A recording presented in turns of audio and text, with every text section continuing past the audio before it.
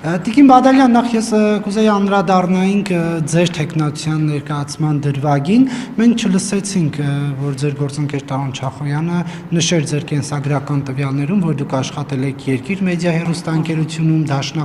Դաշնակցությանը հարող Կենտրոն հեռուստաընկերությունում Գագիկ Ծառուկյանի բիզնես կայսրության մաս կազմող, դուք էիք ասել, որ այս հաշվի առնելով քաղաքական իրավիճակը դրանք չհնչեն ամբիոնից։ Չէ, բնավ, շնորհակալ եմ,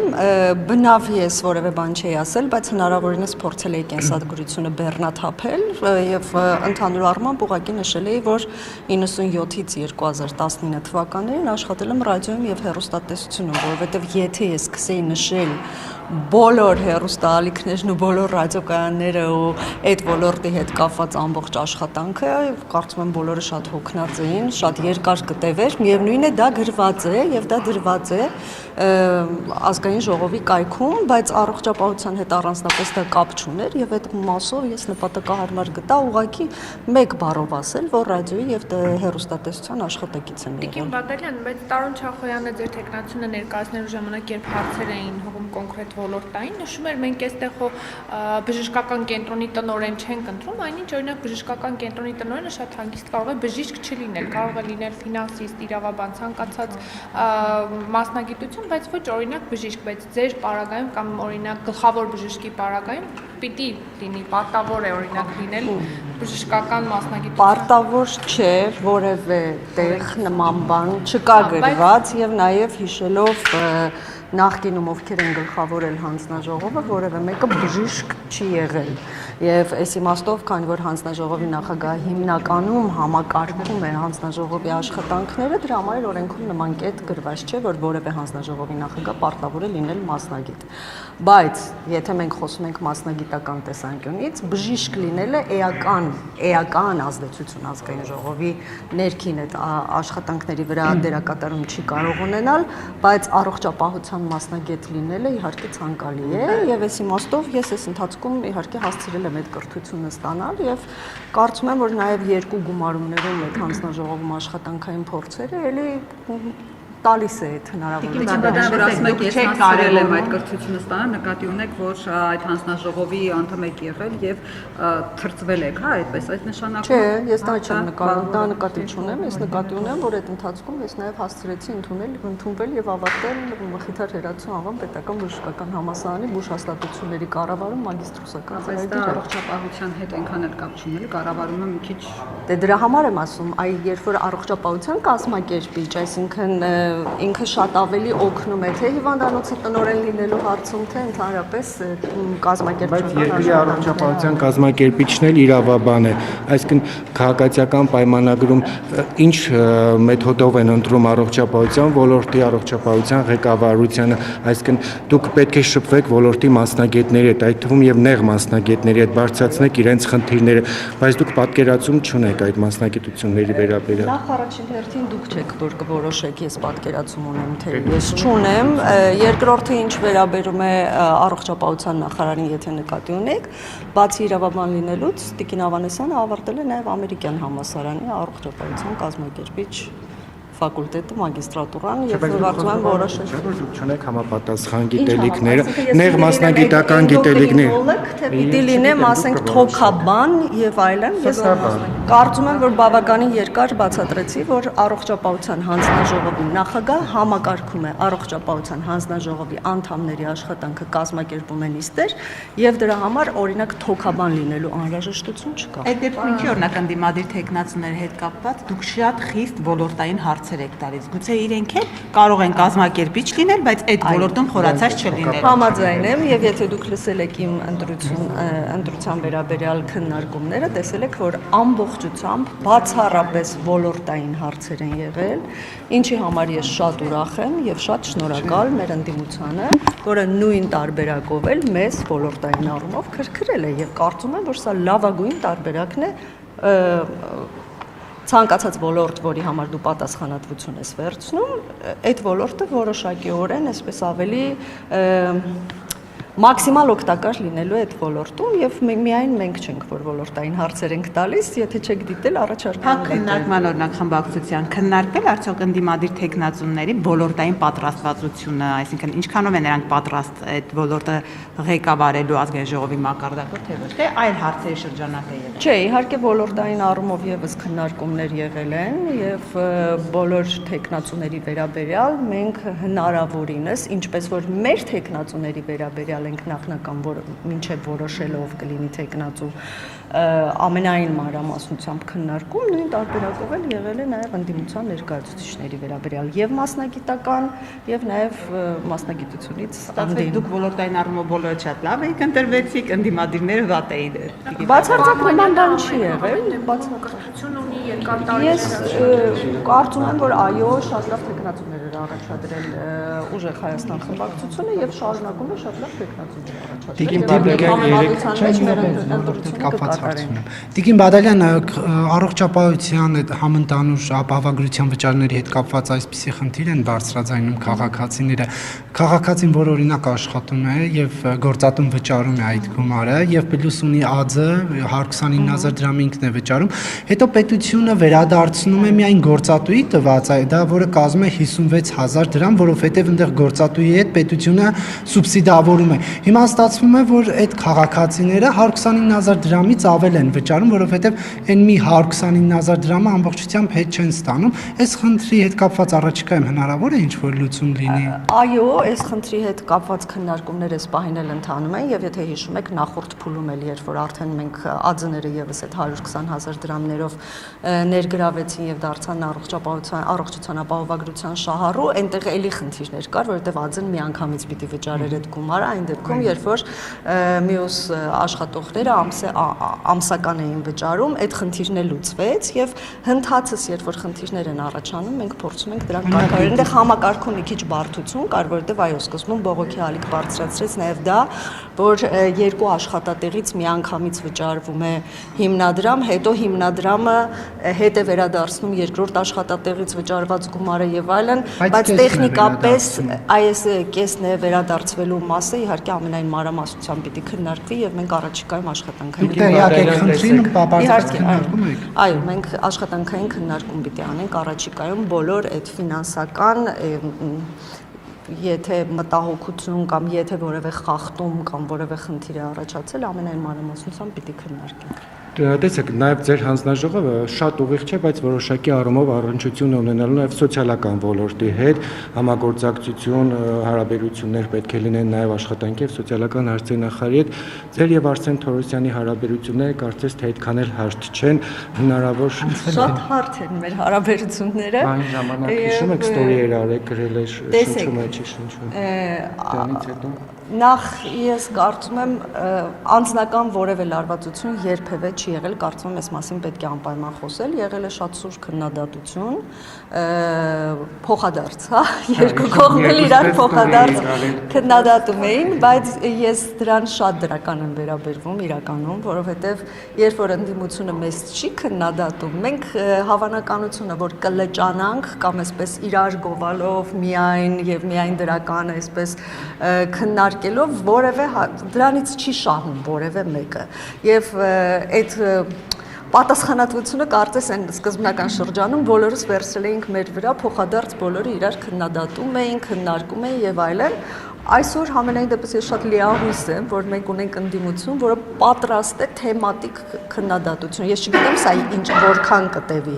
բայց դա ինձ միայն ուրախացնում է։ Այսինքն բոլոր այն խնդիրները, որոնց վրա մենք նույնիսկ ժամանակ չենք ունեցել, երկրորդական ենք համարել եւ այլն, ավելի այսպես մեծ խնդիրների վրա ենք կենտրոնացել, ես այսօր նկատում եմ 9-րդ գումարման ազգային ժողովում 8-ում նման բան չի եղել, եթե հիշում եք։ Նրանք խոշորացույցով բոլոր խնդիրները վերհանում են եւ այդ խնդիրների շուրջ քննարկում են մեզ այդ կազմակերպում։ Այս դեպքում մենք իրար ընդդիմություն ներկայանալու կարիք այլևս չունենք։ Մենք պիտի ընդհակառակը միավորվենք եւ փորձենք եւ ընդդիմության հարցերին պատասխանել եւ վերհանած խնդիրները, որոնց մեջ լինում են նաեւ օբյեկտիվ խնդիրներ, զբաղվենք դրանց լուծմամբ։ Այնպես որ այստեղ անձնական լարվածություն առանձնապես չի եղել, այո, առողջապահության եւ սոցիալական ոլորտները խաչվում են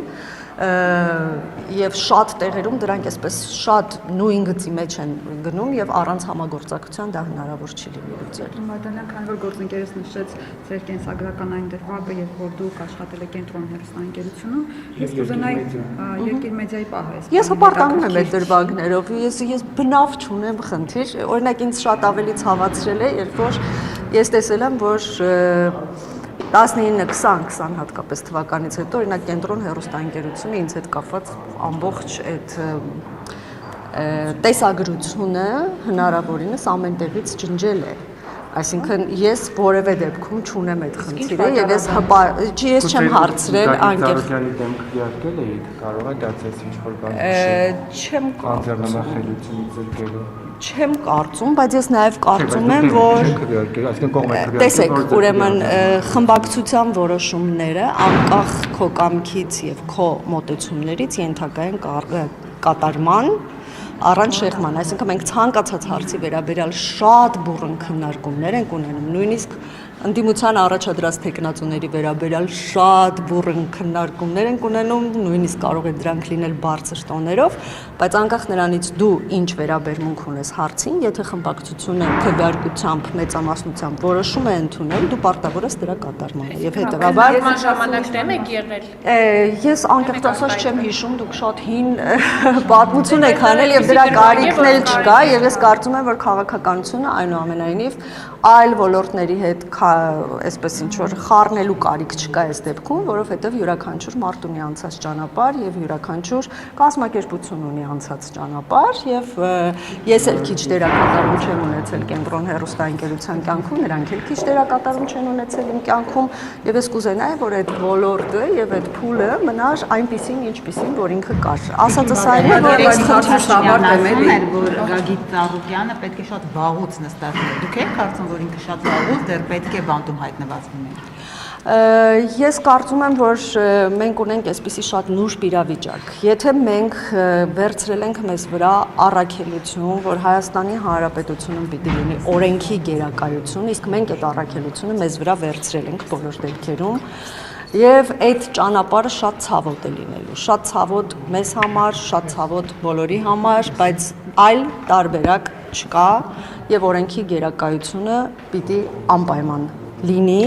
եւ դա է միակ զարգացման, կատարելագործման, նաեւ անվտանգության ճանապարհը, որովհետեւ մեր երեխաները մեծանան այնպիսի երկրում, որտեղ եւ իրենք պաշտպանված լինեն օրենքով եւ նաեւ բոլորը Հայաստանի Հանրապետության բոլոր քաղաքացիները հարգեն օրենքը։ Իսկ այդ ճանապարհը շատ բարդ է։ Ես հավելյալ մեկնաբանություններ չեմ տա, որովհետեւ կարծում եմ, որ վարչապետը ամենայն մանրամասնությամբ մեկնաբանել է, բայց եթե որևէ դեպքում կա որևէ օրենքի խախտում եւ դա որոշակի ազդեցություն է ունեցել երկրի առաջընթացի այլ քաղաքացիների իրավունքների ոտնահարման հետ, դրանք բոլորը պիտի վերհանվեն եւ դրանք բոլորը պիտի հանգուցալուծումը իրենց գտնեն։ Տիկ Բադալյան, ինչ կասեք այն տեսարանի մասին, առողջապահության տեսանկյունից թեկուզ նայեք, 70 տարեկան մարդուն գետնին տապալելով են անպայման բերման ենթարկին դրա անհրաժեշտությունը ինչքանով կար ու այդ տեսարանը ձեր վրա ինչ տպավորություն թողել։ Ես ընդհանրապես ինքս անկեղծ ասած իմ էությամբ անկախ նրանից ընդդիմադիրների մասին է խոսքը, նույնիսկ եթե ինձ վիրավորողների եւ ցավեցնողների մասին է խոսքը, միևնույն է շատ նմանատիպ իրավիճակները ծանր եմ տանում եւ հեշտությամբ չեմ տանում, որովհետեւ ես կուզենայի այնուամենայնիվ մենք ապրեինք այնպիսի մի երկրում, որտեղ բոլորս իրար շատ հարգեինք եւ շատ սիրեինք, որտեղ բոլորը մեր հայրենակիցներն են։ Եթե ձեզ իմ տպավորությունները հետաքրքրում, բոլոր դեպքերում ես շատ անսահման տխրում եմ, նույնիսկ երբ որ տխուր մարդ եմ տեսնում, բնականաբար հասկանալի է, որ այսպես մեծ ուրախությամբ նման տեսարանների չեմ հետևում, բայց միևնույն ժամանակ փորձում եմ իրավապահ համակարգի գործերին չխառնվել եւ եթե կարիք կա իրավապահ համակարգի նկատմամբ քննադատությամբ հանդես գալու, դա անում եմ ուղիղ։ Տիկին Բադալյան, ինչպես եք Ոչ թե հանրային, դա նկատի ունեմ, դա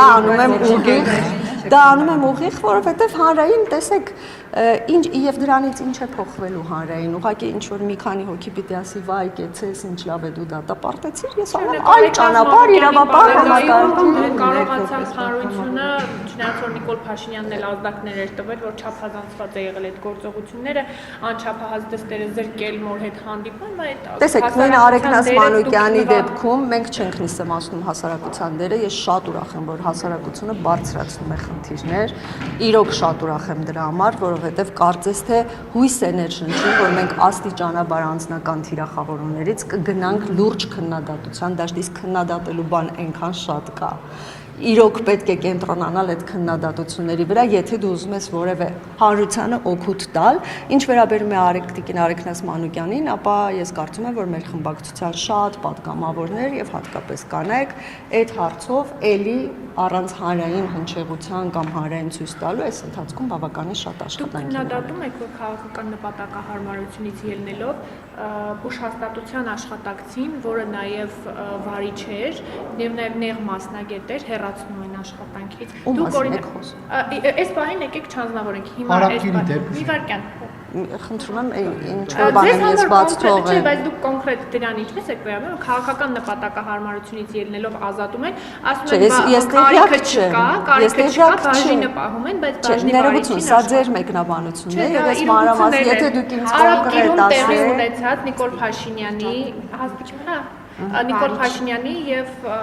տիկնոջ միջև տեղի ունեցած միջադեպից հետո ազատում են աշխատանքից, նշելով, որ հաստիկը կրճատում են, բայց այդ բաժինը ամեն դեպքում պահում է, բայց այդ մարդը բաժնի վարիչն էր։ Կարծում եմ, ես պետք է անպայման ուսումնասիրել, անկեղծ ասած չէ, եւ պիտի նաեւ պատճառները փորձեմ իմանալ, որովհետեւ այս դեպքում դուք խոսում եք Արաբկիր բժշկական կենտրոնի մասին, պոլիկլինիկայի մասին եք, տեսեք, չեմ տիրապետում այս տեղեկատվությանը, սա պետք է անպայման ուսումնասիրել, բայց բոլոր դեպքերում կարծում եմ, որ որևէ բժիշկները նախ հատկապես առողջապահական համակարգի չնայած բոլոր աշխատակիցները, որոնց պատասխանատվության շրջանակներում է յուրաքանչյուր քաղաքացու առողջություն եւ կյանք անկախ քաղաքական հայացքներից, անկախ սոցիալական վիճակից եւ ի վերջո բժիշկներն էլ Հիպոկրատի երդում են տալիս, որ անկախ ամեն ինչից իրենք պարտավոր են այդ մարդու կյանքը փրկել։ Ես կարծում եմ, որ չէ, ընդհանուր առմամբ նախաբան է, Նարեկ ջան, լիրիկական զեղում էր, սա նախաբանն էր եւս մեկ անգամ հիշեցնելու համար, որ սա այն մասնագիտությունն է, որտեղ որ դու իրավունք չունես տարբերություն դնելու, թե ով է քո բուժառուն եւ զբաղվել նրա բուժմամբ անպայման։ Բայց ես հուսով եմ, որ մենք կհասնենք այնպիսի մի իրավիճակի, որտեղ յուրաքանչյուր մարդ կկայանա եւ կկատարելագործվի իր մասնագիտության մեջ եւ քաղաքական կարող է իհարկե ունենալ նաև քաղաքական հայացքներ, բայց եթե մենք խոսում ենք առողջապահության համակարգի աշխատակիցների մասին, ապա նրանց համար շատ ավելի կարևոր է մարդկային կյանքերը եւ մարդու առողջությունը։ Տիկին Բադալյան քաղաքացիական պայմանագիրը կողմ քվեարկեց մարդու իրավունքների պաշտպանության եւ հանրային հարցերի մշտական հանձնաժողովի տեխնատու Տիկին Լիլիթ Գալստյանի տեխնատությանը, բայց ընդդիմության մյուս 3 տեխնատուներին փաստորեն դեմ քվեարկեցիք։ Հետաքրքիր է Տիկին Բադալյան, ինչ սկզբունքով եք կողմ քվեարկել Տիկին Գալստյանի անցած ուղին, պատգամավորական գործունեությունը, երկարատև պրոֆեսիոնալիզմը, թե այլ հանգամանք։ Անկեղծ ասած դժվարանում եմ պատասխանել ձեր հարցին, որովհետև մենք այս հարցի վերաբերյալ շատ տարբեր կարծիքներ ենք ունեցել։ Երևի ես ավելի հեշտությամբ կպատասխանեի ձեր հարցին, եթե Տիկին Գալստյանը առաջադրված լիներ կրթության, գիտության, մշակույթի եւ սպորտի հարցերով հանձնաժողովի նախագահի, պաշտոնում եւ լիներ այդ հանձնաժողովի տեխնատուն, որովհետև այնուամենայնիվ օրինակ անձամբ ինձ համար խնդրահարույց է Հայաստան դաշինքի որևէ անդամի մարդու իրավունքների պաշտպանության հանձնաժողովում առաջադրված լինելը, եթե ձեզ հետաքրքիր է, իմ տեսակետն է սա, որովհետև խմբակցությունը իր տեսակետը արդեն հայտնել է եւ մենք քվեարկությունը արել ենք, որովհետև իմ կարծիքով այն քաղաքական թիմը, այն պատգամավորները անձամբ, որոնք որ փողոցներում ես չեմ խոսում այն մնացած հալածանքների մասին, այսպես ասած, որ մեզ ենթարկում էին, բայց հայտարարում էին եւ ժողովրդին ուղղորդում էին, որպեսզի մեր տներից վզից բռնած իրենց բարերով եմ ասում, քաշ տալով բերեին ազգային ժողով, այսինքն իրենք խախտում էին մեր իրավունքները որպես Հայաստանի Հանրապետության քաղաքացի եւ ստիպեին մեզ ինչ գնով էլ լինի ստիպեին մեզ, որպեսզի մենք ստորագրենք այն ժամանակ իմպիչմենթի գործընթաց էին ուզում սկսել դրա տակ, այսինքն հաշվի չառնելով իմ քաղաքական մոտեցումները, հայացքները, ընդհանրապես ես որպես մայր կամ բոլորին, ես կարծում եմ, որ ինձ համար խնդրահարույց է մարդու իրավունքները։ Բայց բոլորը թիմակիցները նման բան չեն արել եւ այդ մեծ բազմա 100,000-ավոր մարդկանց մեջ եղել են ինչ-որ խմբեր, որոնք նման անթույլատրելի վարքագիծ են ցուցաբերել, որը մենք դատապարտում ենք 8 տարի անընդմեջ, 8 տարի։ Եվ հետևաբար, այստեղ մարդու իրավունքների մասով, օրինակ, ես խնդիր տեսել եմ այս հարցում։ Բայց Տիկին Գալստյանը օրինակ լինելով Ռոբերտ Քոչարյանի թիմի անդամ պետք է իր ելույթի նախաբանը սկսեր իր քաղաքական հաստատի ղեկավարի օրոք տեղի ունեցած այո իրավունքի ազատությունների խախտումների մասին ներողություն խնդրելով գոնե ձևը բայց մենք ականատես չեղանք նման։ Ես դրա համար եմ ասում, այնուամենայնիվ խնդիրներ կային, բայց ազգային ազգային ժողովի քաղաքացիական պայմանագիր խմբակցությունը իր քվեարկությամբ այդ որոշումը ընդունել է եւ ես մեծ հույսեր ունեմ, որ թե Տիկին Գալստյանը, թե մնացած ընտրված հանձնաժողովների նախագահները իրենց աշխատանքը կկատարեն ամենայն պատասխանատվությամբ եւ հուսով եմ, որ այս պաշտոնին առաջադրումը եւ ընտրությունը որպես նախագահ վերանայումների հնարավորություն կստեղծի թե Տիկին Գալստյանի թե մնացած Ես չեմ կարող այդ հարցին պատասխանել։ Եվ այսօր նաև վեհապարի ծննդյան օրն է, ինչ կմաղթեք վեհապարի։ Ես ում ծննդյան օրն է լինի, կմաղթեմ քաջ առողջություն եւ երկար տարիների կյանք։ Շնորհակալություն։